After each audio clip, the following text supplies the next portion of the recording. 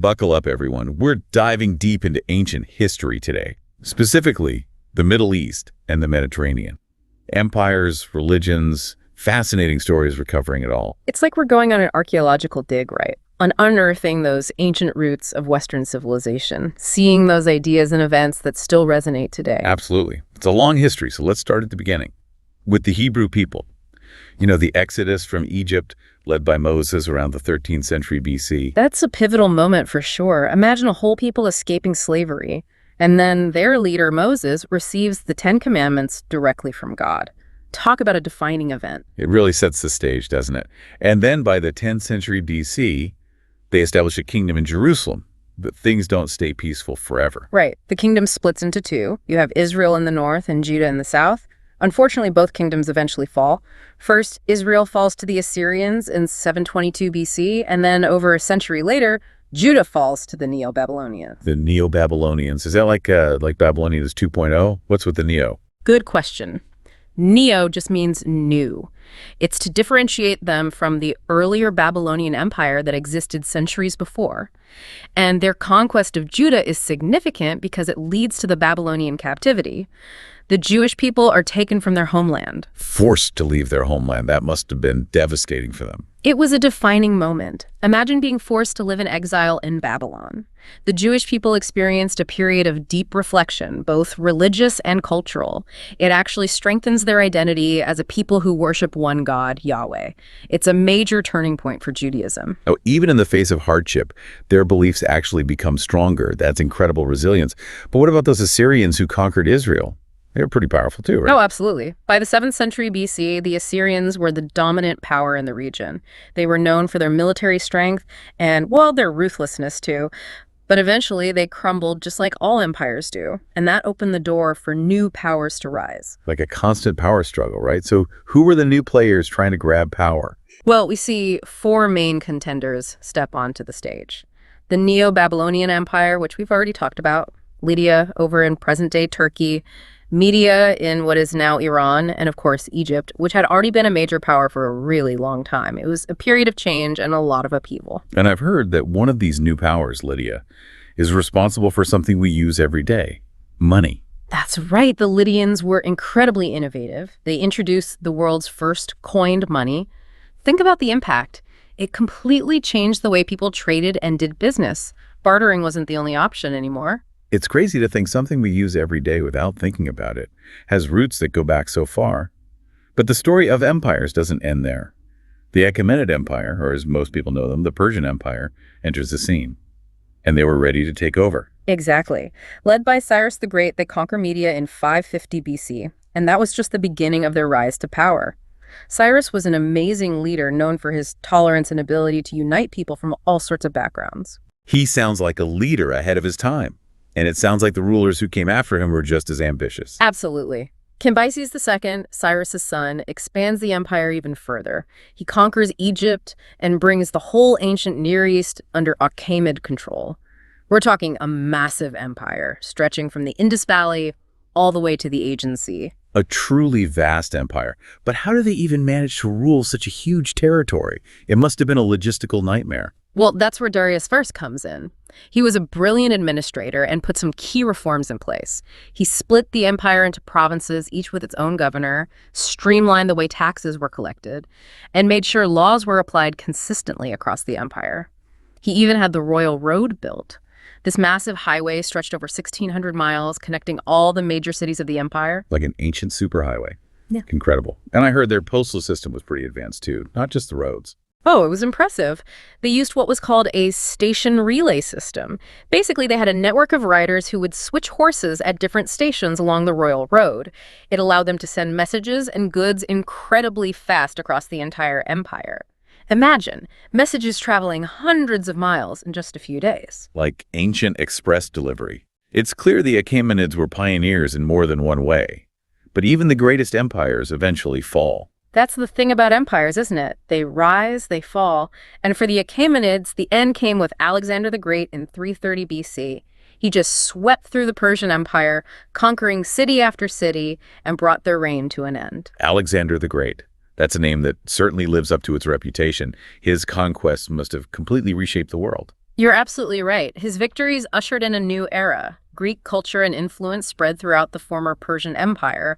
But of course, the story doesn't end there. When Alexander died, his massive empire was divided, and that led to new powers emerging, each wanting to gain control. So the cycle continues. It's almost poetic, this constant shift in power. What happened next? Who stepped in to fill the void left by the Achaemenids? Well, in the western parts of the former Persian Empire, we see the rise of the Seleucid Empire. They were one of the successor states to Alexander's empire. They controlled a big chunk of Western Asia, but they faced constant challenges, both from within and from outside forces. Sounds like they had their hands full. Yeah. And what about in the east? Did any major power emerge in the former Persian territories there? Oh, for sure. In the east, the Parthian Empire emerged. They were known for their skilled archers and unique cavalry tactics. You've probably heard of the famous Parthian shot, right? That's the Parthian shot? Isn't that where they fire arrows while retreating? Yeah. Sounds pretty effective and a little unnerving. It was a brilliant tactic and helped them stand up to even the Roman Empire. For centuries, the Parthians resisted Roman expansion to the east. They were a constant thorn in the side of the Romans. So now we've got these new power dynamics emerging, right? The Seleucids in the west, the Parthians in the east, a whole new chapter in the history of ancient empires. But wait, there's one more empire we need to talk about, right? Oh, got it. In the 3rd century AD, we see the rise of the Sasanian Empire in Persia. They overthrew the Parthians and started a new dynasty that lasted for over 4 centuries. And guess what? They clashed with the Romans, too. They became Rome's main rival in the east. Another clash of titans. It seems like conflict was a pretty common theme in this part of the world. It definitely was a time of constant struggle for power and influence. And it's important to remember that all of these empires, their rise and fall, had a huge impact on the development of cultures, religions, and even the political systems we see today. It's amazing how events from thousands of years ago still have an effect on us. And we've only just begun to explore this fascinating period. We've seen empires rise and fall, but there's so much more to uncover. We haven't even touched on the world of ancient religions that emerged at this time. That's right. Get ready to dive into those beliefs and practices that shaped the spiritual world of the ancients. Everything from Zoroastrianism, the religion of the Persian Empire, to the fascinating blend of faiths that make up Manichaeism. It's going to be fascinating. Sounds like a journey I don't want to miss. Stay tuned, everyone, for the next part of our historical adventure. We'll be back soon to continue our deep dive into ancient empires and religions. Welcome back, everyone. Last time, we explored the ancient world and saw those empires rise and fall. It's like watching waves crashing on a beach, you know. From the Hebrew people escaping Egypt to the rise and fall of the Persian Empire. What a journey. It really makes you think, right? How those ancient civilizations laid the foundation for so much of what we see in the world today. But it takes more than just military power to build an empire, right? Right. You need something to bring people together, a shared set of beliefs. And that's where religion comes in. You're right. It's time to explore the spiritual side of the ancient world. The beliefs that shaped these societies, and in some cases, still influence us today. Let's start with Zoroastrianism. It emerged in ancient Persia, and it really changed the game when it comes to religious thought. I've heard the name, but honestly, I don't know much about it. It's not as common as some of the other religions we've talked about. True, but its influence is huge. Imagine a religion centered around the idea of one God, Ahura Mazda. This was a revolutionary idea for its time. Back then, most people believed in many gods. One God. That's a pretty big change. So no more pantheons of gods and goddesses? Nope, just one supreme god, Ahura Mazda. He represents everything that is good and righteous. And, this idea, believing in a single, all-powerful God, would later have a huge impact on other religions like Judaism, Christianity, and Islam. Wow, so Zoroastrianism's influence can still be seen in the beliefs of billions of people today. That's incredible. But it's more than just worshiping one God, right? Oh, absolutely. Zoroastrianism also introduces this idea of a cosmic battle between good and evil. Ahura Mazda represents good, of course, and then there's Angra Mainyu, the evil spirit. A cosmic battle. So it's like a battle happening on a huge scale, and we all have a part to play. Exactly. Every action, every thought, even every decision we make has an impact. It's about aligning yourself with good and fighting against the forces of darkness. This focus on personal moral responsibility is a key part of Zoroastrianism, and it's something that you can see in other faiths as well. It's fascinating how these ancient ideas about good and evil are still relevant today. But what about fire? What's its significance in Zoroastrianism? I know it's an important symbol, but I'm not sure why. You're right, fire is sacred in Zoroastrianism. It represents purity and the divine light of Ahura Mazda. They even have special fire temples where they keep a sacred flame burning all the time. It symbolizes the constant presence of the divine. Wow, that's powerful. A constant flame, always burning, representing the eternal fight between light and darkness. It's easy to see why this religion was so important to the Persian Empire. Speaking of important things, Zoroastrianism has a holy book, right? They do. It's called the Avesta. It's a collection of hymns, prayers, and teachings that help people live a good life and understand how the universe works. It's like a prayer book and a philosophy book all in one. Sounds like something worth reading. Full of wisdom from the past. I'm adding that to my list. But for now, let's move on to another interesting religion from that time. Manichaeism. Manichaeism. Now, this is where things get really interesting. Imagine a religion that combines elements of Zoroastrianism, Buddhism, and even Christianity. Wow, that's a mix. How did all those influences come together? Well, it was founded by a prophet named Mani in the 3rd century AD. He was born in what is now Iraq, a real crossroads of cultures and religions. He took inspiration from all the different faiths he came across, and he created a unique spiritual path that appealed to people from all different backgrounds. So kind of like a best-of collection of religious ideas. You could say that. Like Zoroastrianism, Manichaeism emphasized the struggle between good and evil, light and darkness. But it also includes ideas like reincarnation and the idea that you achieve salvation through knowledge and denying yourself worldly pleasures, ideas they got from Buddhism and some early Christian groups. It's amazing how these ideas can spread across different cultures and change over time. So what were the core beliefs of Manichaeism? Basically, they believed that the world is trapped in a cosmic battle between the forces of light and darkness, and the human soul, which is a spark of divine light, is stuck inside this material world dominated by darkness. That sounds, well, kind of depressing. Are we all just trapped? Not exactly. Manichaeism does offer a way out. Through knowledge, ethical behavior, and denying yourself physical desires, you can purify your soul and escape this cycle of rebirth and rejoin the realm of light. It sounds like a tough path, but also a hopeful one in the face of, pretty bleak reality. Exactly. And even though the theology was complex, Manichaeism appealed to a lot of people. It spread all over the place, from the Roman Empire to China, attracting followers from all walks of life. It's incredible how religious ideas can transcend cultural boundaries, right? I think it speaks to that universal human need to find meaning and a spiritual connection. But for now, let's leave the empires of the East and head over to those fascinating civilizations that flourished in the Mediterranean, ready for a change of scenery. Absolutely. I love exploring new historical horizons. Let's set sail for the Aegean Sea. We're going to meet the Minoan civilization. I've heard stories about their amazing palaces and their skill as sailors. Sounds exciting. Those stories are true. The Minoans lived on the island of Crete from 2000 to 1400 BC, and they were an incredible civilization. Think about it. They built their success on maritime trade, connecting different parts of the Mediterranean through their mastery of the seas. They were like the ancient world's greatest sailors, navigating the Mediterranean, connecting cultures, trading goods. Precisely. And their architecture was just as impressive.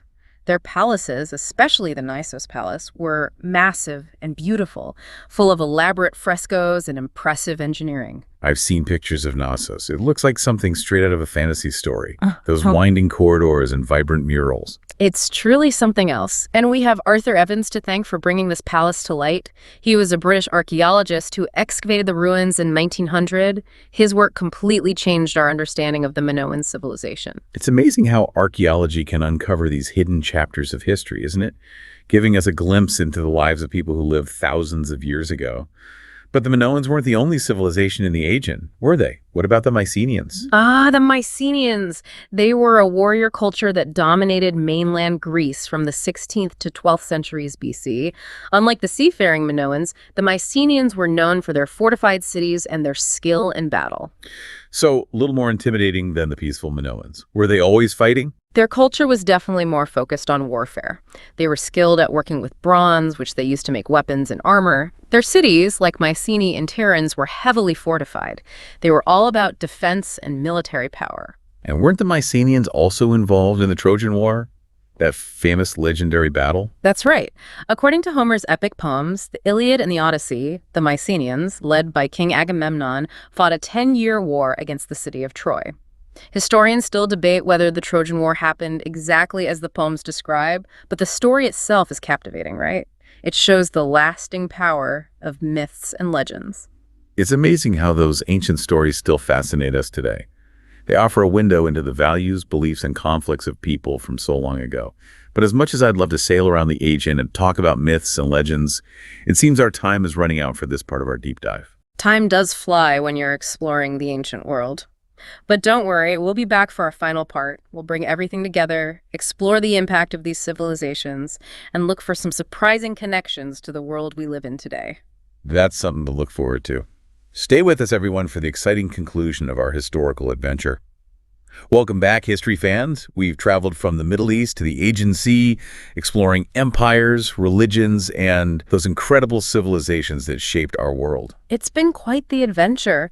From powerful kingdoms rising and falling to the spread of new religious ideas, we've really seen history come alive, haven't we? It has.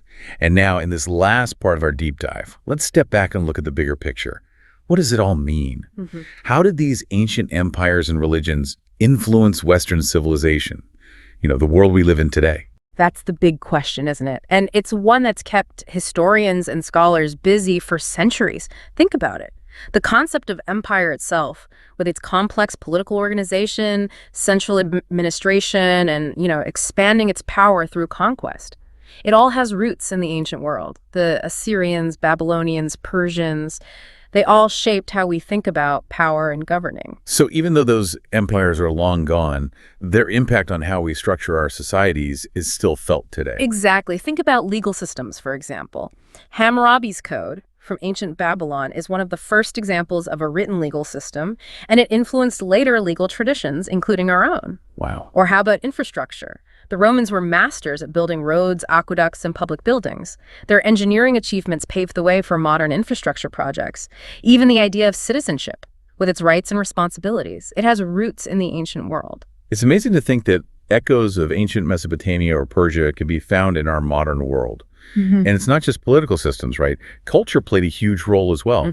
Absolutely. There was a lot of cultural exchange within these vast empires. Take the Silk Road, for instance. That network of trade routes that stretched across Asia, it connected east and west, allowing goods, ideas, and cultural practices to flow freely. Traditions blended, artistic styles fused, knowledge was shared. It all contributed to a rich and diverse cultural landscape, and ultimately it shaped the development of art, literature, philosophy, even science in the West. It's like a giant melting pot of cultures, with ancient empires as the crucible where all these new ideas and innovations were born. Exactly. And we can't forget those ancient religions, especially Zoroastrianism, with its emphasis on one God, the battle between good and evil, and the importance of morality. Those ideas spread far beyond Persia's borders and influenced the development of other monotheistic religions that billions of people still follow today. You're right. It's amazing to think about. The influence of Zoroastrianism can be seen and felt in synagogues, churches, and mosques all over the world. Their ideas about God, morality, and what happens after we die laid the groundwork for some of the most impactful religious traditions in history. And even the Minoans and Mycenaeans, even though their empires weren't as big, they still added to this tapestry of Western civilization. Their myths and legends still inspire artists, writers, and filmmakers. Their art and architecture, with its focus on beauty and craftsmanship, still amazes us today.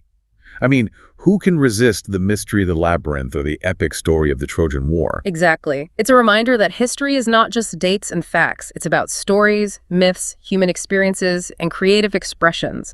And these things still shape how we see the world. So basically, understanding these ancient empires and religions isn't just about looking back at the past. It's about understanding ourselves, our present, and maybe even our future. That's it. When we explore the ancient world, we gain a deeper appreciation for how complex human history is, how connected different cultures are, and how powerful ideas can be. They can transcend time and space. It's been an amazing journey. We've uncovered so much about ancient empires, religions, and the people who shaped history. I think the biggest lesson is that the past isn't something separate from us. It's part of who we are. It's woven into the very fabric of our world. That's what makes history so captivating. It's an endless story full of surprising twists and turns, great achievements, and tragic moments, and we're all part of it. So as you go about your day in this busy modern world, think about those echoes of the ancient world around you. Look for them in the architecture of your city, the stories you read, your own beliefs, even in the way our societies are organized. And remember, the past isn't something to be forgotten or ignored. It's full of wisdom and inspiration. It's there for us to explore and learn from. So keep exploring, keep asking questions, and keep that spirit of discovery alive. Until next time, happy time traveling.